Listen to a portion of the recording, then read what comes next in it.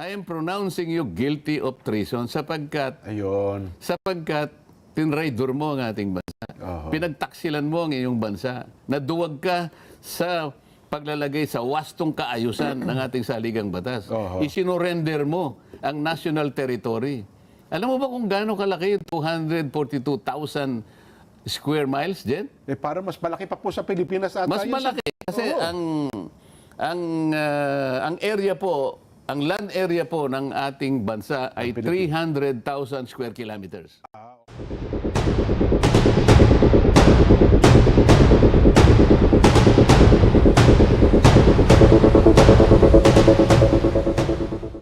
May sinasabi po kayo, Sen, na pwedeng managot sa usapin ng treason. Ano ha? Si retired Justice Antonio Carpio. Babasahin ko na, Sen, Sige, para yan. Sige, malinaw. Ito ay pinagtapat na statement ninyo at ni Senador si Justice Carpio. Oo.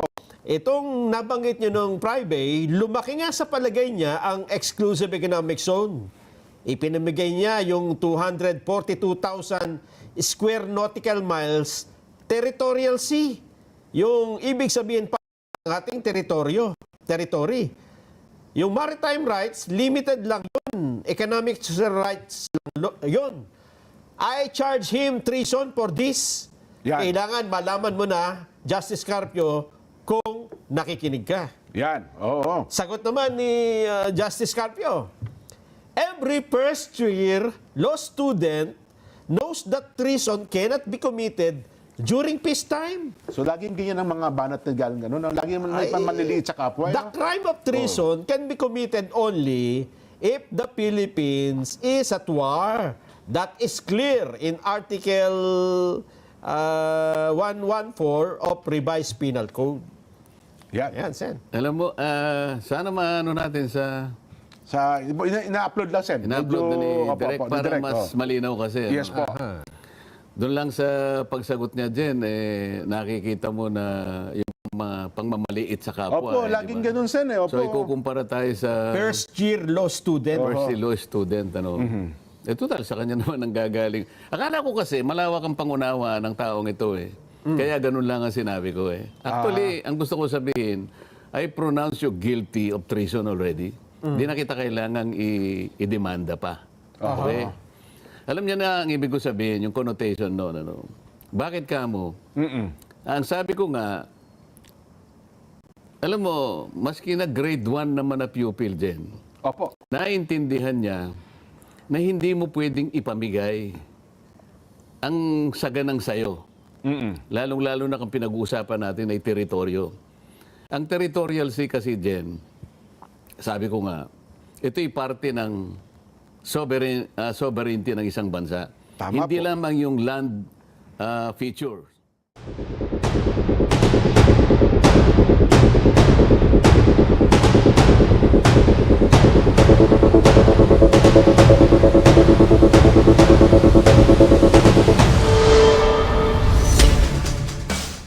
Ang kabuuan po ng land features ng ating bansa ay 300,000 square kilometers. Ngayon, sa pagkakakwenta niya doon sa pinag-uusapan nating teritoryo, sana na pwede nang iano ni Direk para makita ng mga kababayan natin yung total ng ating territorial sea.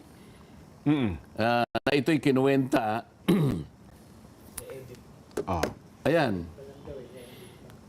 Makikita mo dyan, Jen, Nelson, na ang computed na territorial sea ng ating bansa ay 274,136 square miles. Square miles yan, ano? Opo. Ngayon makikita mo, noong i-dispose niya yung Republic Act 9522, kasi naging ano ito eh, naging asunto ito, kinwestiyon siya ng isang professor ng international law sa UP, Justice, si Professor Magallona. Melvin Magallona yata. Opo, tama po. Yung RA 3046 at saka yung RA 9522. 952. Opo. Ngayon, makikita mo doon sa kanang bahagi ng column, ang natira na lang ay, basahin mo nga, Jen, 2,106 square nautical miles. Oo. Oho. So nakita mo, halos mahigit 244,000 square miles ang nawala sa ating territorial Nabawas. sea. Opo, ha. Sabi ko nga rito, kahit grade 1 siguro dyan, maintindihan niya, hindi mo pwedeng ipamigay ang teritoryo ng iyong bansa. Opo. Kasi magkakasala ka sa ating saligang batas. Iyan ay nakasalig dyan sa pag-usapan. Tatlong saligang batas ang pinag-uusapan dito. Yung 1935 Constitution na 2 treaties ang pinag-uusapan dyan. Yung treaty between the United States and Spain. Pagkatapos, basahin na lang natin siguro para hindi tayo magkamali. Ano? Merong United States at saka Spain, December 10, 1898. Ito yung sa Article 1 ng National Territory ng 1935 Constitution. At binabanggit dyan ang treaty naman between the United States and Spain, November 7, 1900. At pagkatapos, yung panghuli, United States and Great Britain, January 2, 1930. Okay. Opo. Dito in-stipulate yung hangganan ng ating sovereignty. Kaya nga, ang Article 1, nakalagay po dyan, national territory. Kaya nag-asunto si Professor Magallona, hindi niyo pwedeng baguhin, sabi niya, sa magitan kanya noong 95-22. Mababago kasi yung Republic Act 3046. Yung 1961 kasi, nakaso ito, idinrowing ang ating archipelagic baselines. Opo. Ngayon, dahil nagkaroon nga ng UNCLOS, actually, mahaba ito, ano? Opo. Gumawa ng isang panukalang batas si dating Senador Miriam Defensor Santiago. Siya nag-aalala baka magkaroon nga ng problema sa ating national territory as defined in 1935 Constitution. Kasi ito, hindi na bago ito eh. Walang isa mang estado ang tumutol. Kahit ang China, hindi niya tinutulan yung ating national territory. Sa mga tuwid, define na dito yung ating territorial seas. Yung una pa. Hindi lamang nilagyan ng hangganan. Hindi nilagyan ng hangganan. Kaya nga sabi ni yumaong Senator Miriam Santiago, kaya ako ginawa ito. Opo. Para sa ganon ay hindi magkaroon ng possible conflict sa UNCLOS na magiging enforceable na sa atin. Dahil nakikita niya, darating na yung 1994 na eh. Ayan. Meron tayong obligation under the UNCLOS. Ganyan. Anyway, sa mga susunod na pagkakataon, binibigyan ko lang ng halimbawa. Opo. Ngayon, sa panig kasi ng gobyerno, kinuwenta nila yan. Ngayon, sabi ni Professor Merlin Magalona, i-amend natin ang ating constitution bago po nyo gawin yan. So, okay. ang unang problema rito, paano nyo i-amend itong national territory, maski na nung sumunod na saligang batas natin dyan, kahit hindi na-mention itong mga territories, minintain natin yun eh. Dahil walang sinabi na ating inaalis ang epekto ng mga tatlong treaties na nabanggit ng 1935 Constitution. Maliwanag yung posisyon ni Professor Magallona. So, dalawang bagay ang problema rito. Sabi niya, mababago sabi niya, kapag hindi ninyo inamend ng Constitution, magkakamali kayo. Opo. So, constitutional violation ito. At nung actual na makwenta, sinasabi ko nga, isipin mo, from 247,000, naging 32,000 na yan, ipinamigay mo. Kumbaga sa isang komunidad, ito yung plaza mo. O kaya ano man yung patrimony ng isang lugar. Opo. Isang lawa siguro o isang ilog. Basta mo na lang ba pinamigay yun? Hindi po pwedeng ganun eh. So kahit na sabihin natin sa pamamagitan na rin ng paghahambing ni retired Justice Carpio, palagi niyang sinasabi, kahit first year student, maintindihan. Akala ko malawak ang pangunawa at malalim ang pangunawa niya. Ang ibig lamang sabihin doon, hindi kita inaakusahan na ngayon eh. I am pronouncing you guilty of treason sapagkat Ayun. tinraidor mo ang ating bansa. Pinagtaksilan mo ang iyong bansa. Naduwag ka sa paglalagay sa wastong kaayusan ng ating saligang batas. Isinurrender mo ang national territory. Alam mo ba kung gaano kalaki yung 242,000 square miles, Jen? Eh, para mas malaki pa po sa Pilipinas ata. Mas yun, malaki kasi ang area po, ang land area po ng ating bansa ay 300,000 square kilometers.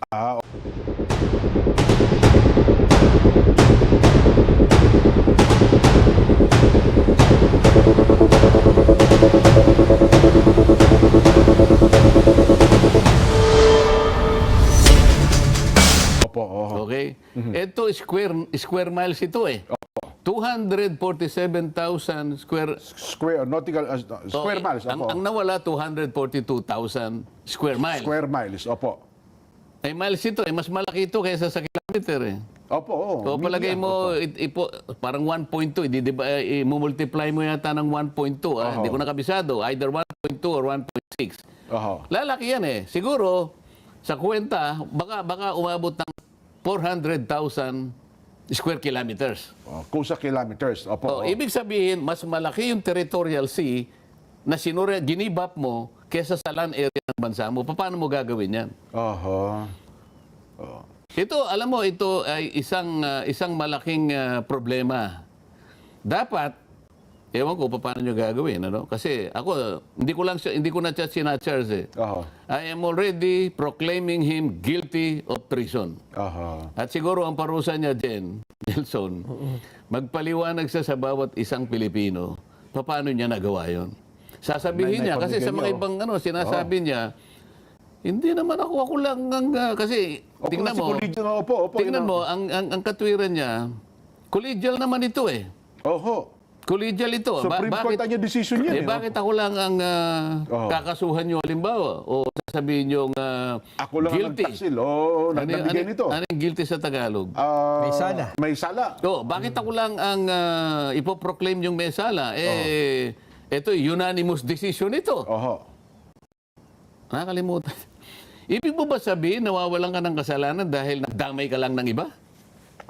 Kasi siya ang proponent niya, no? Ikaw ang nagdesisyon nito eh. Siya ang ponente Kung ng naging desisyon. matapang ka sana, tiningnan mo, hindi pwedeng mangyari ito eh. Kasi ang kanyang ang sinasabi niya sa pagdedesisyon niya, hindi pa kanyang mawalan tayo ng territorial sea. Lumaki naman yung ating exclusive economic zone. Teka, parang mali ata yung sen, no? Ikaw lang, nakita mo na mali. Alam mo kung bakit... Exclusive economic zone. Lumaki naman talaga sen ah. Oo nga. Lumaki. Lumaki nga. Pero iba yung categorization. Yung importansya. Iba ang nature ng territorial sea doon sa exclusive economic zone. Ano ba yung pagkakaiba? Halimbawa, nakakuha ka nga laki na nakuha nating exclusive economic zone eh. Yung territorial sea, ganito lang naman yun nawala eh. Isang bilao kumpara sa isang banyera. Isang banyera nakuha natin. Mas malawak yung iising pumasok kaysa dun sa territorial sea na nawala. Kasi sa kwenta niya, parang 369,000 square miles. Pero sabi ko nga sa yung natira naman sa ating Teritoryo. 32,000 na lang magmula sa 247. So ang nawala 242,000. Anong importance nung anong pagkakaiba nun? Ang pagkakaiba nun, yung territorial sea, parte ng teritoryo ng Pilipinas, kaya tinatawag parte ng sovereignty. Ayun, so ibig sabihin sa pagka ito ay i-give up mo, sovereignty ang soberenya to eh. treason nga yan. Sinira mo yung Article 1 ng ating national territory. Basahin mo saling ang batas. Talagang yung national territory, huwag mong gagalawin yan. Yung muhon na sinasabi niya, huwag mong gagalawin yan. Pwede mong galawin yan, i-amend mo muna ito. Yun ang sinasabi ni Professor Magallona. Ayun. Paano mo nagawa ito? Ito yung sinasabi ko sa kanya, hindi niya pala naintindihan yung treason. I use treason in its generic sense. Ayun. Dahil kahit isang batang grade 1, alam niya yung taksil. Oo, Alam niya pagtataksil. alam niya yung pagtataksil. Pagkakanulo. Alam niya yung pagkakanulo. Alam niya yung traidor.